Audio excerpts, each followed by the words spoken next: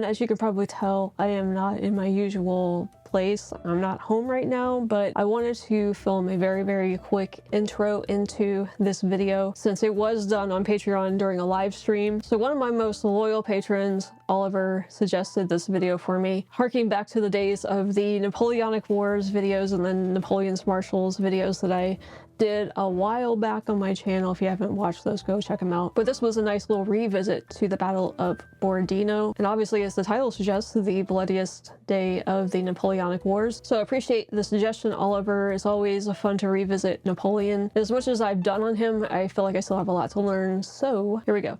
Nikolai Raevsky can barely see through his spyglass. From his position on the parapet of an earthen redoubt, the Russian struggles to pierce the thick smoke of his own cannons. Surely the French have been driven off by his artillery, and a second attack is out of the question.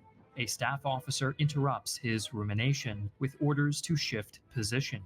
Raevsky looks the dispatch over, questions of logistics and maneuver coming to mind. In the thick smoke of the cannons, a French infantryman struggles to breathe as he ascends the earthen side of the redoubt. He checks his bayonet to make sure it is locked securely in place. And not 10 feet away, through the thick, noxious smoke, he can hear Russian voices. It's gonna be so scary. Hi, I'm Griffin Johnson, the armchair historian. In the early 19th century, the entirety of Europe seemed poised to bend the collective knee to a single Corsican, Napoleon Bonaparte. The Grande Armée enforced Bonaparte's will on most of mainland Europe, installing quislings and lesser Bonapartes and isolating the ever-defiant British, leaving the French with one true rival for supremacy on the continent, Tsarist Russia.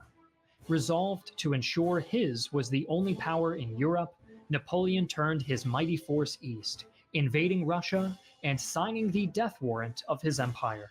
In this video, we will look at the climactic Battle of Borodino, the last triumph before the French eagle came crashing to earth and was savaged beneath the claws of the Russian bear. During the Napoleonic Wars, all nations maintained extensive spy networks both at home and abroad.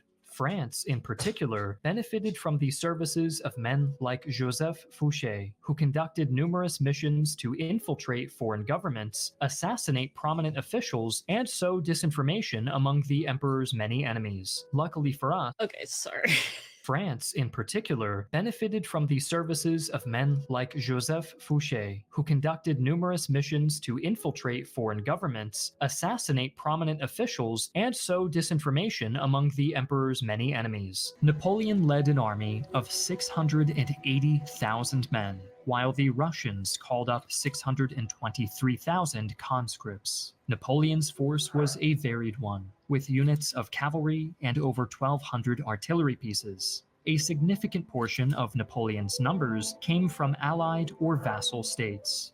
With say like 300,000. With units of cavalry and over Okay, I did read that right. 300,000 horses? What? I didn't realize they would have that many horses. I mean, I knew they used a lot, but not that many. 100 artillery pieces. A significant portion of Napoleon's numbers came from allied or vassal states, with half of his cavalry units and a third of his infantry coming from the German state of Württemberg, while the emperor himself led French and Italian troops. The French had the second advantage of a highly competent officer corps, including the legendary Marshal Michel Ney of the French cavalry. Russia was the second party in this duel of juggernauts, with the core of the Tsarist army made up of peasant conscripts charged with serving for a full 25 years. The average conscript was a man subjected to harsh conditions and harsher discipline, but he bore the travels with a sense of national pride and purpose. Of particular renown were the Cossacks, I don't think Russia's changed at all in that regard. National pride and purpose. Of particular renown were the Cossacks, steppe raiders used as cavalry by the Russians. The Cossacks were given near total freedom of movement, operating as a force unto themselves to sow terror in the enemy ranks with their maneuvers. The ebbs and flows of the campaign in Russia deserve their own video, but suffice to say that the armies that would meet at Borodino were shadows of their previously mentioned selves. 2 months of running battles, retreats, and skirmishes had taken their toll on both sides. The French had been reduced to half of their original force. When battle was finally met, 133,000 beaten and burned out men faced off against 125,000 Russians. Preparations for battle began on September 3, 1812, when the Russian commander Mikhail Kutuzov selected Borodino as the place where he would make his stand. Kutuzov was a fascinating character, a polyglot placed in overall command to balance out the twin generals of the Russian defense, the calculating Scottish import Michael Andreas Barclay and the passionate Pyotr Bagration. Kutuzov chose his field well. The village of Borodino was 70 miles or roughly 112 kilometers from Moscow, sitting along rivers and marshes nestled between the twin roads to the city. The Russians laid out a defense in 2 wings. The right wing being situated along the Kolocha stream and backed up by 26 field guns, but cut off from the village of Borodino by the stream. The left wing was stretched out and vulnerable, arrayed along a line of marshes and the Semikhovska stream, along with the namesake village of wooden houses with no defensive value. Horses are gonna have fun running through those marshes, aren't they?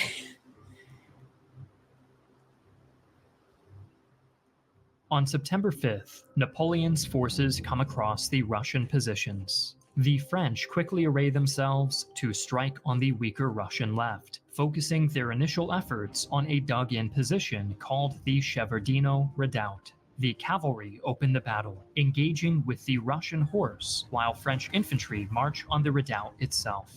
The French Remind me, is Borodino in Russia? I forgot where it was exactly. And if you said it during this video, I just didn't catch it. cavalry sent their counterparts to rout, as Napoleon's infantry engage in a point-blank musket duel with the Russians, who hold the redoubt by their fingernails as their flanks disintegrate. In a darkly comic twist, the commander of the Russian artillery had observed the opening moments of the battle and rode off to report to Bagration how well the position was holding. He now comes back to find the position crumbling, his guns perilously close to capture as Russian infantry abandon the redoubt. Nightfall brings no respite, as the French continue their tug of war until the stroke of midnight, when orders from Kutuzov come to retreat. The French take the area, and the Russian commanders bicker in their tents.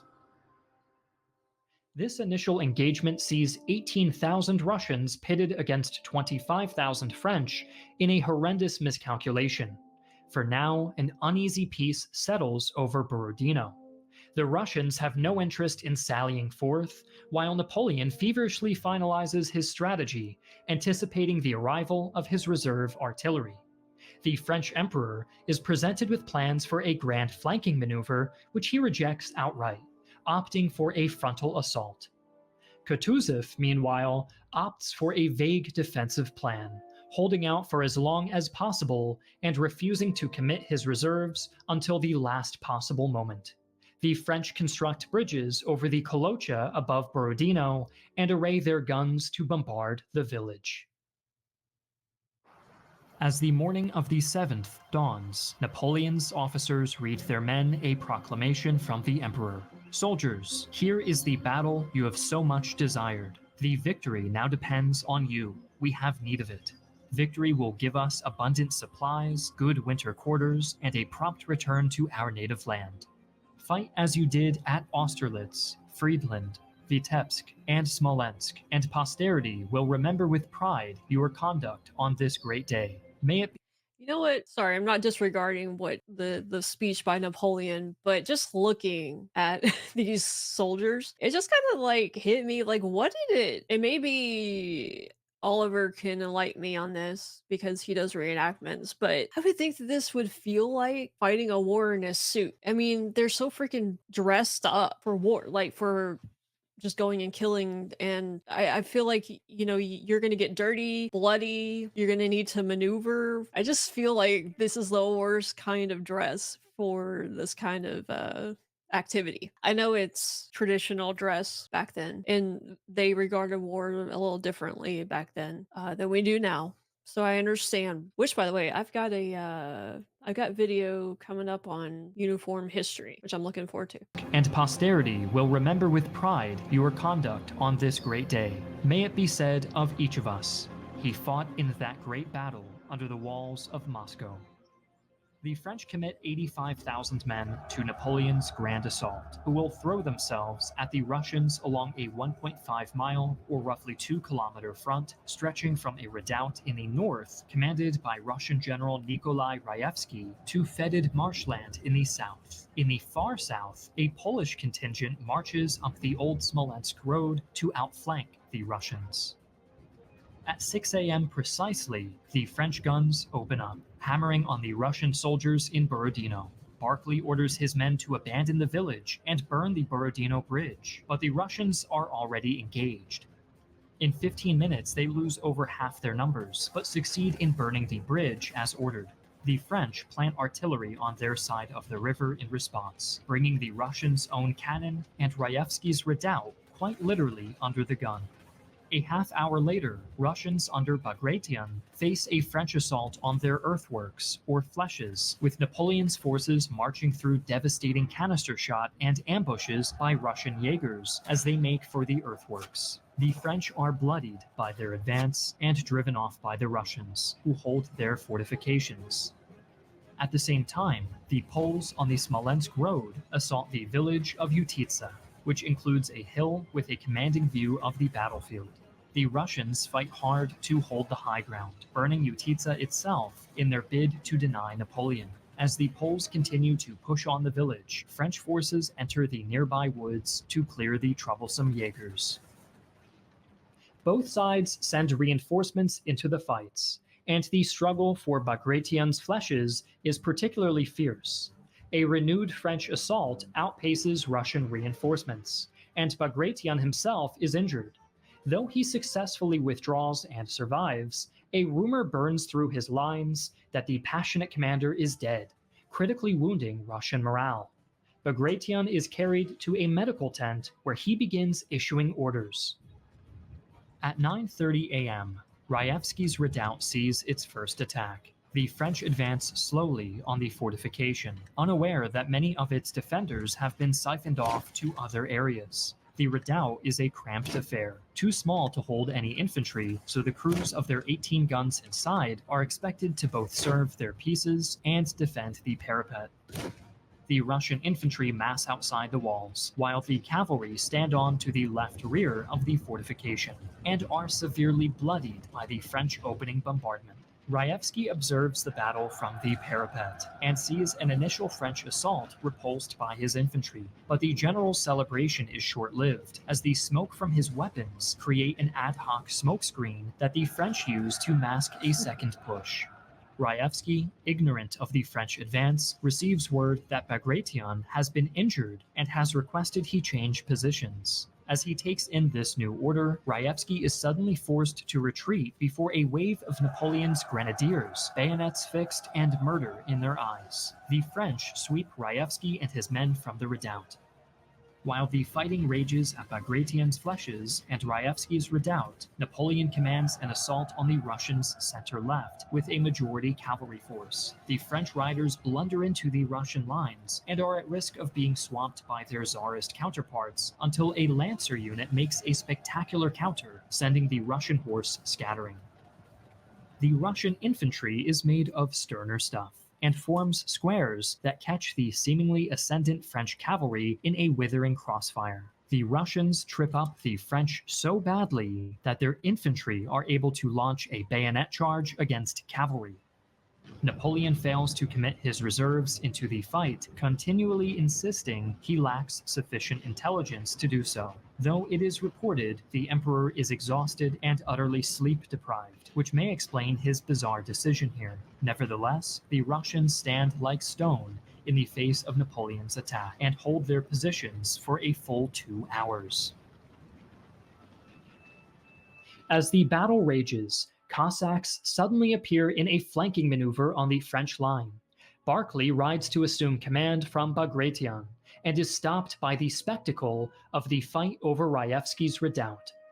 Smoke and flame prevent the Scot from seeing anything, and he sends a subordinate to investigate, who finds the defense in collapse and the redoubt in French hands. But the French are counterattacked from 4 directions simultaneously, and in 10 minutes their gains are entirely reversed, the Cossacks' presence deterring a French counterattack and buying the Russians critical time.